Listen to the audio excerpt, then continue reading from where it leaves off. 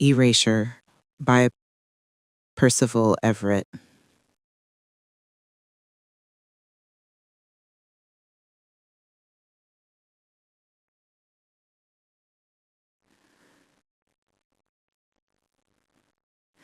Thelonious Monk Ellison is a brilliant, though commercially unsuccessful novelist. A tall, dark-skinned black man, he is a writer of dense, academic, and experimental fiction, often reworking Greek tragedies or parodying French literary theory. He feels perpetually out of place, told by the publishing world that his work is not black enough, while he himself rarely thinks about race unless society forces him to. He is a man who prefers woodworking, fly fishing, and listening to Mahler to the gritty urban narratives that publishers seem to crave from Black authors. The story begins as Monk travels from his home in California to Washington, D.C. to present a paper at a literary conference. The trip is primarily an excuse to visit his family, his aging mother, Agnes, and his sister, Lisa. Lisa, a dedicated but weary doctor who runs a women's health clinic, picks him up. She is frayed, complaining that their mother is showing clear signs of Alzheimer's, forgetting things moments after being told them. Lisa resents that she is the only one left to care for their mother, as Monk lives across the country, and their other brother, Bill, is a wealthy plastic surgeon in Arizona who is largely absent from their lives. At dinner with their mother, Monk witnesses her decline firsthand. Agnes, a once proud woman, is confused and forgetful, asking Lisa if she and her ex-husband are pregnant, unaware they've been divorced for years. The next day, Monk attends his conference and presents a deliberately obscure paper, which culminates in an absurd confrontation with a rival academic, a self-styled postmodernist named Davis Gimbel, who accuses Monk of being a mimetic hack without understanding a word of his presentation. Feeling alienated, Monk visits Lisa at her clinic in a poor neighborhood. He's humbled by the reality of her work and by a conversation with a young patient who speaks intelligently about classic works of African American literature. The experience deepens his sense of disconnection from the real world his sister inhabits. Later, Lisa takes him to a large chain bookstore. There, Monk is infuriated to find his complex novels shelved not under literature, but in the African American Studies section, a commercial ghettoization that ensures no one looking for his kind of book will ever find it. His anger boils over when he sees a massive display for the runaway bestseller Lives In Da Ghetto by Juanita Mae Jenkins. He reads the opening, a pastiche of offensive semi-literate stereotypes, and is physically disgusted that this is what the public and the publishing industry celebrate as authentic Black literature.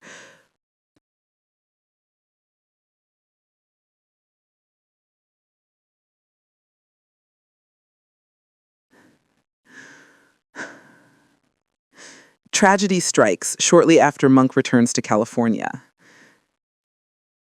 He receives a frantic call from Lorraine, the family's longtime housekeeper, informing him that Lisa has been shot and killed at her clinic by an anti-abortion extremist. Devastated, Monk flies back to D.C. for the funeral. He is met by his brother, Bill, who reveals that his own life is collapsing. Bill has come out as gay, his wife has left him, taking his children and all his money, and his medical practice is failing. With Bill financially and emotionally ruined, the full weight of caring for their rapidly deteriorating mother falls squarely on Monk. Back in D.C. and reeling from his own 17th novel rejection, a book deemed not Black enough, Monk watches an interview with Juanita Mae Jenkins. She discusses her authentic novel, which she wrote after a 2-day visit to Harlem as a child. In a fit of white-hot rage and satirical fury, Monk sits down and in a single night pens a parody of everything he disguises. He creates a novel full of every vile stereotype he can imagine, a hyper-violent, barely literate protagonist named Van Gogh Jenkins, who has fathered 4 babies by 4 different women, who dreams of stabbing his mother, and whose life is a meaningless cycle of violence and ignorance. He titles this opus My Pathology, and as a joke, instructs his agent Yule to send it out under the pseudonym Stag R. Lee, a supposed ex-convict. To Monk's horror and astonishment, the parody is not only accepted by a major publisher, Random House, but he is offered a staggering $600,000 advance. The editor, Paula Baderman, praises the book as raw, honest, and the kind of book they will be reading in high schools 30 years from now. A short time later, a flamboyant movie producer named Wiley Morgenstein offers $3 million for the film rights. The money, arriving at a time of desperate need, solves all of Monk's financial problems regarding his mother's care, but it plunges him into a profound moral and artistic crisis. He has become a monstrous success by producing the very thing he hates. Forced to maintain the charade, Monk begins to perform the role of Stag R. Lee. He is a reclusive, dangerous ex-con who will only speak to his editor over the phone and refuses to answer personal questions. During a lunch meeting with the producer Morgenstein, Monk, disguised in dark glasses, plays the part of a quiet, menacing thug, which only excites Morgenstein more, convincing him that Lee is the real thing. Meanwhile, Monk's personal life grows more complicated. While sorting through his late father's effects, he discovers a box of old letters his mother was meant to burn. The letters reveal his father, a respected doctor, had a long-standing affair with a British nurse he met in Korea, and that they had a child together. Monk now has a half-sister, Gretchen, whom he has never met. With his mother's Alzheimer's progressing, Monk moves her to the family's beach house in Maryland for one last summer. There, he meets Marilyn Tillman, an intelligent and attractive public defender. They begin a tentative romance, but it is cut short when Marilyn reveals she has casually read and enjoyed Wee's Lives in Da Ghetto. Monk, unable to contain his disgust, lashes out, effectively ending the relationship. His mother's condition worsens dramatically. One morning, he finds her standing silently in a small boot in the middle of a pond, having drifted out in a state of confusion. This, along with other frightening episodes, forces Monk to make the heart-wrenching decision to place her in a full-time care facility. Lorraine, the housekeeper, also departs, marrying an old flame and leaving Monk truly alone. In a twist of supreme irony, Monk is invited to be a judge for the prestigious National Book Award. He accepts, seeing it as a chance to champion serious literature. The duty becomes a nightmare when one of the submissions is his own creation, Fuck, the retitled version of My Pathology. His fellow judges, a panel of well-meaning but clueless academics and writers, are enraptured by the novel. They praise its authenticity and gritty realism, seeing it as a powerful document of the African American experience.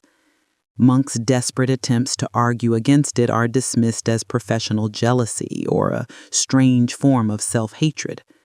Against his lone dissenting vote, Fuck is chosen as a finalist. The pressure mounts as the book becomes a cultural phenomenon. Stag R. Lee is scheduled to appear on a popular daytime talk show, hosted by Kenya Dunstan. Monk, disguised in a fedora, dark glasses, and a fake beard, appears on the show behind a screen to protect his identity.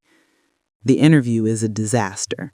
When prodded by the host, Monk, as Stag, refuses to speak, offering only monosyllabic answers. The segment ends with the host reading a long, bleep-filled passage from the novel, much to the audience's delight, while Monk walks off the set in humiliation. Before the award ceremony in New York, Monk, driven by a need for some kind of resolution, tracks down his half-sister, Gretchen. He finds her living in poverty in a rundown apartment. She is bitter and resentful, overwhelmed with a complex mix of guilt and responsibility. He writes her a check for $100,000 from his blood money, an act that resolves nothing, but provides a flicker of penance. The climax arrives at the National Book Award ceremony. The judges sit together for a final lunch where they officially vote fuck as the winner, ignoring Monk's impassioned pleas. That evening, at the black tie event, the fiction prize is announced. As the chairman extols the virtues of fuck, Thelonious Monk Ellison rises from his seat and walks toward the stage. The room falls silent. The other judges, confused, assuming he is accepting the award on behalf of the reclusive Stag Arlee. The narrative dissolves into a surreal sequence. As Monk walks through the sand-covered floor of his dream, he is surrounded by the faces of his past, his parents, his siblings, his lovers, his rivals. He sees a boy holding up a mirror, and in it is the face of Stag Lee. Stag speaks to him, asking him how it feels to be free of his illusions. Reaching the stage, Monk ignores the award and the dumbfounded chairman. He looks directly into the lens of a television camera and, in a final ambiguous act of erasure or assertion, says, "Egads, I'm on television."